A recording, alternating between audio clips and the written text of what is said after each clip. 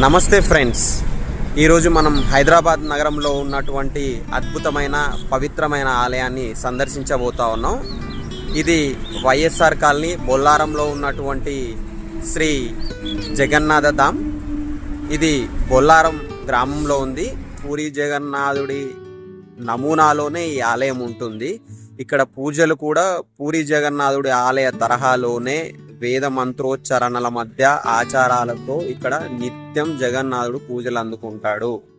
ఇక్కడ మనం ఎలా చేరుకోవచ్చు, ఆలయ విశిష్టతలు ఏంటి, ఈరోజు మనం చూద్దాం రండి. జగన్నాథ్ ధామ్ ఆలయం అనేది మనకు ఔటర్ రింగ్ రోడ్ ఎగ్జిట్ 4 నుండి మనకు 500 మీటర్స్ దూరంలో ఉంటుంది. ఔటర్ రింగ్ రోడ్ కి పక్కనే ఆనుకొని ఉన్నప్పటికీ ఎగ్జిట్ నుండి దిగి మనం రిటర్న్ ఒక 500 మీటర్స్ వచ్చినట్లయితే ఆ టెంపుల్ కనిపిస్తుంది. లేదు 4A ఎగ్జిట్ ORR మనకు 3.5 కిలోమీటర్స్ ఉంటుంది.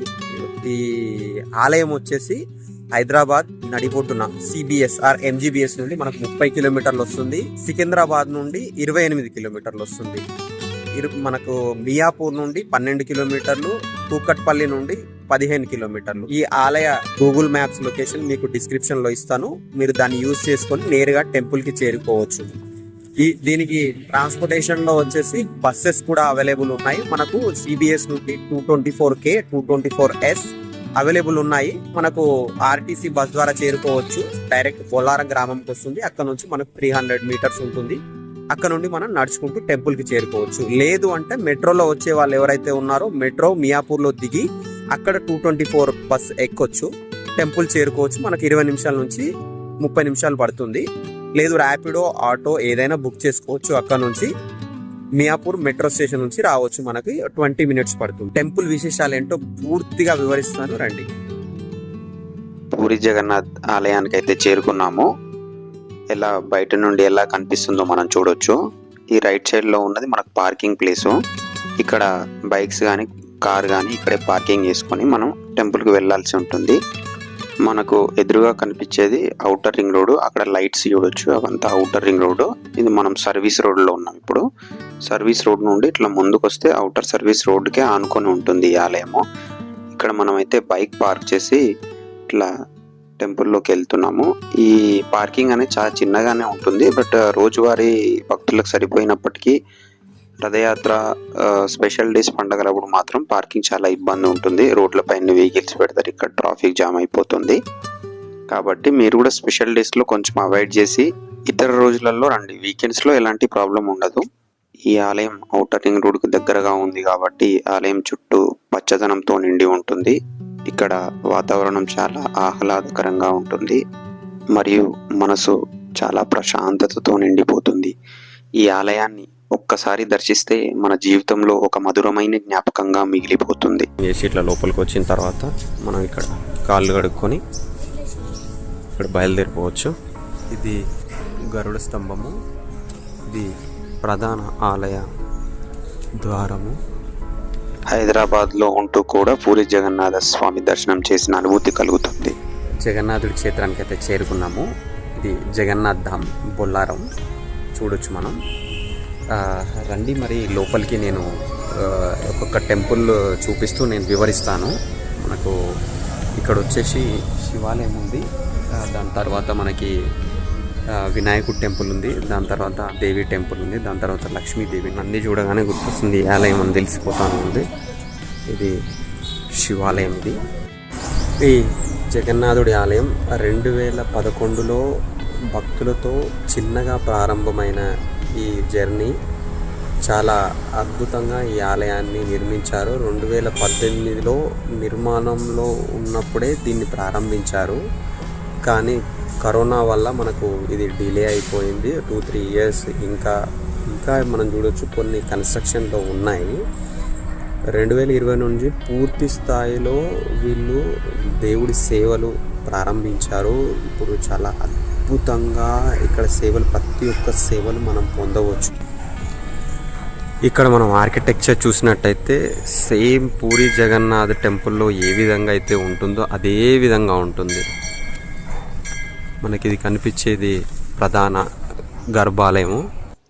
ఆలయానికి 4 వైపులా 4 ద్వారాలు ఉన్నాయి, ప్రధాన ద్వారంతో సహా. ఇక్కడ ఉండే పండిట్స్ అందరూ, పంతులు అందరూ ఒడిషా నుంచి వచ్చిన వారే. మీరు చూడవచ్చు. లక్ష్మీదేవిని మనం దర్శనం చేసుకొని బయటకు వచ్చినట్లయితే మరొకసారి మనం ఈ టెంపుల్ యొక్క ఆర్కిటెక్చర్ చూడవచ్చు. సేమ్ పూరి జగన్నాథ్ తరహాలోనే ఉంటుంది. ఇక్కడ నవగ్రహ విగ్రహాలు కూడా అందుబాటులో ఉన్నాయి. ఎవరైనా ఇక్కడ పూజలు చేసుకోవాలంటే చేసుకోవడానికి అందుబాటులో ఉంది. మనం ఇటు నుండి కొంత ముందుకెళ్ళినట్టయితే శ్రీ సీతారామ సహిత హనుమాన్ టెంపుల్ ఉంది. శ్రీ సీతారామ లక్ష్మణులతో పాటు హనుమంతుని దర్శనం చేసుకుందాం. ఇక్కడ భక్తుల కోరిక మేరకు ప్రత్యేక పూజలు కూడా నిర్వహించబడతాయి. సత్యనారాయణ వ్రతం కానీ, రుద్రాభిషేకం కానీ, నామకరణం, అన్నప్రాసన, తులసి సేవ, హనుమాన్ చాలీసా, వివాహాలు, ఉపనయనం ఇలాంటివి ఏదైనా కూడా మనకి ప్రత్యేక సేవలు కూడా అందుబాటులో ఉన్నాయి ఈ టెంపుల్లో. మనకి ఉదయం 5:30 నుండే మనకు పూజలు స్టార్ట్ అయిపోతాయి. మధ్యాహ్నం 1 గంట వరకు మనకి ఈ పూజలు కంటిన్యూ అవుతాయి. తర్వాత మళ్ళీ ఈవినింగ్ 4:30 నుంచి 9 o'clock వరకు మళ్ళీ ఈ టెంపుల్ ఓపెన్ ఉంటుంది. మీరు హైదరాబాద్లో ఉన్న లేదా బయట నుండి వచ్చిన ఈ జగన్నాథ్ ధామ్ని మాత్రం తప్పకుండా దర్శించండి. Main temple.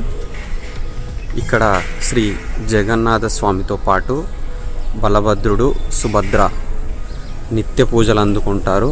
ఒడిశాలోని పూరి జగన్నాథుడి ఆలయ తరహాలో వేద మంత్రోచ్చారణల మధ్య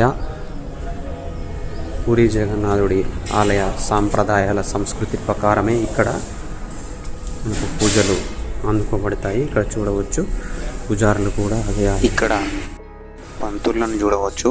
వీళ్ళు పూరి జగన్నాథ్ ఆలయం నుండి వచ్చిన అర్చకులు మాత్రమే ఉంటారు.